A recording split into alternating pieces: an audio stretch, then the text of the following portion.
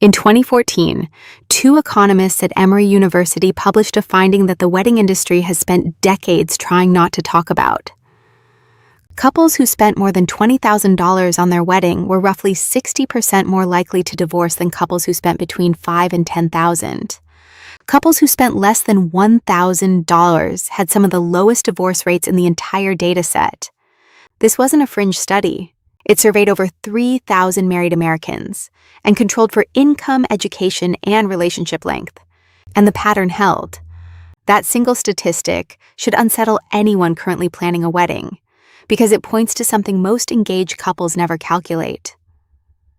The wedding is not the expense. The wedding is the down payment on a much larger bill that arrives quietly, months or years later, in the form of debt repayment, deferred savings, postponed home purchases, and in some cases, the marriage itself. This video is about that bill, not to scare anyone away from getting married, but to expose a piece of financial math that the wedding industry has no incentive to show you, and that most couples only discover after it's too late to undo. The conventional wisdom is simple and almost universally accepted. Your wedding day is a once-in-a-lifetime event, so it deserves a once-in-a-lifetime budget. Spend on the venue, the photographer, the dress, the open bar, because you'll never get this day back. It's an emotionally persuasive argument, and it's not entirely wrong.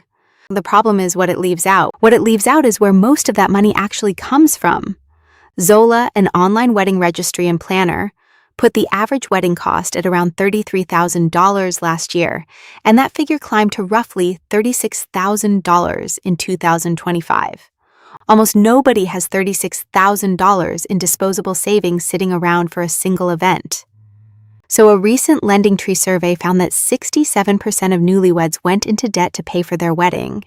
And a separate U.S. News survey found that most newlyweds, 65%, spent $10,000 or more.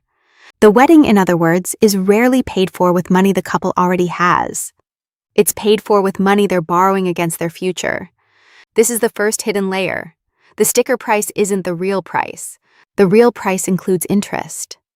Among the newlyweds who financed part of their wedding with debt, the average amount borrowed was $11,737, and more than 4 out of 5 of them used credit cards, carrying an average balance of $6,786. Credit card interest rates routinely sit above 20% annually.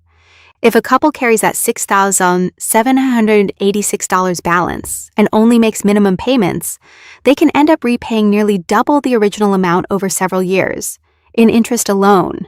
That's not a one-time cost. That's a recurring tax on every future paycheck, levied by a decision made in a single afternoon of vendor meetings. Here's the second layer, and it's the one almost nobody accounts for.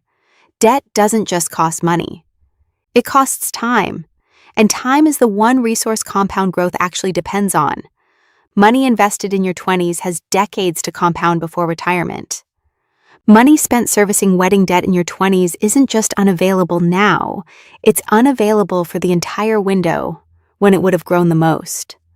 A $12,000 wedding debt isn't a $12,000 problem. Delay $12,000 of investing by even 5 years near the start of a working career, and depending on market returns, the lost growth alone can run into the tens of thousands of dollars by retirement. The wedding doesn't cost $30,000. It costs $30,000 plus whatever that money would have become. There's a second, less obvious version of this same time cost. Most newlyweds aren't just delaying investing. They're delaying the milestone that usually follows the wedding, buying a home. A couple still carrying a credit card balance from their reception has a higher debt-to-income ratio, which directly affects mortgage qualification and the interest rate a lender will offer them. Even a modest difference in mortgage rate, sustained across a 30-year loan, can add tens of thousands of dollars in total interest paid over the life of that loan. So the wedding debt doesn't simply disappear once it's repaid. While it exists, it actively worsens the terms of the next major financial decision the couple makes, which in turn worsens the one after that. Each delayed milestone pushes the next one further out, and the gap rarely closes on its own. This is where the title's premise starts to make sense. A $30,000 wedding doesn't become $300,000 through one single mechanism. It becomes $300,000 through several compounding mechanisms stacking on top of each other, each one invisible at the moment the money is spent. The third layer is the one the Emory researchers stumbled into almost by accident. Financial stress doesn't stay contained to finances. The researchers propose that elaborate wedding spending may cause financial burden, and economic stress is a known contributor to marital discord. Specifically, women whose wedding cost more than $20,000 divorced at a rate roughly 1.6 times higher than women whose wedding cost between $5,000 and $10,000. The researchers were careful to note this is correlation, not proof of causation, and they raised an alternative explanation worth taking seriously. It's possible that couples who choose cheaper weddings are simply a better match for each other from the start. But even that alternative explanation doesn't make the debt harmless. It just means the debt is a symptom riding alongside a deeper compatibility issue, not necessarily the sole cause of it. Either way, the data converges on the same practical lesson. Couples who start married life under financial strain are walking into the relationship with one more stressor than couples who don't, and money disputes are consistently ranked among the top predictors of divorce in family research generally. And divorce is, financially speaking, its own catastrophic event, layered on top of the wedding debt that may have helped cause it. Legal fees, asset division, the loss of dual income efficiency, potentially restarting an entire financial life from a weaker position. If even a fraction of these expensive weddings end in divorce at elevated rates, the true cost of the dream wedding isn't the deposit on the venue. It's a probabilistic tax on the marriage's survival itself, and divorce is dramatically more expensive than even the most extravagant ceremony. This is the moment where most people object reasonably. Surely the wedding doesn't cause the divorce. Surely it's something deeper: financial incompatibility, family pressure, mismatched values about money. And that objection is correct, but it actually strengthens the argument rather than weakening it, because it reveals what the wedding really is. The wedding isn't the disease, it's the diagnostic test. How a couple handles the decision to spend, whether they negotiate honestly, whether they resist outside pressure from family or guests, whether they choose what they can afford over what looks impressive, reveals exactly the dynamic that will determine how they handle money for the next several decades. Nearly a quarter of newlyweds in a 2025 survey said money was the most stressful part of the entire wedding experience, and 16% said disagreements about the wedding budget caused them to consider calling off the relationship entirely. The wedding is a stress test for the marriage's financial operating system, conducted before the marriage has even legally begun. So why do so many couples fail this test? Partly because the wedding industry has spent decades engineering the belief that spending less signals loving less. As one of the Emory researchers put it, industry advertising has fueled norms that create the impression that spending large amounts is a signal of commitment, or even necessary for a marriage to succeed.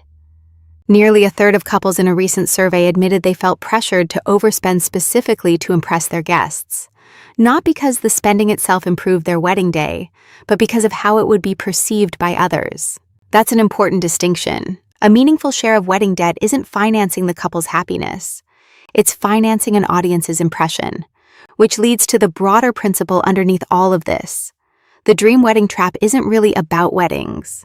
It's about any large, emotionally charged purchase that arrives wrapped in a narrative about how it reflects your values, your love, or your identity. Houses bought slightly beyond comfortable affordability because you only buy a first home once. Cars financed beyond reasonable means because of what they signal. The wedding is simply the earliest and most universal version of this pattern, often hitting couples before they've built any financial cushion at all. So what does a more accurate understanding actually look like? Not that weddings are frivolous or that celebration is wasteful. The research doesn't argue for elimination, it argues for proportion.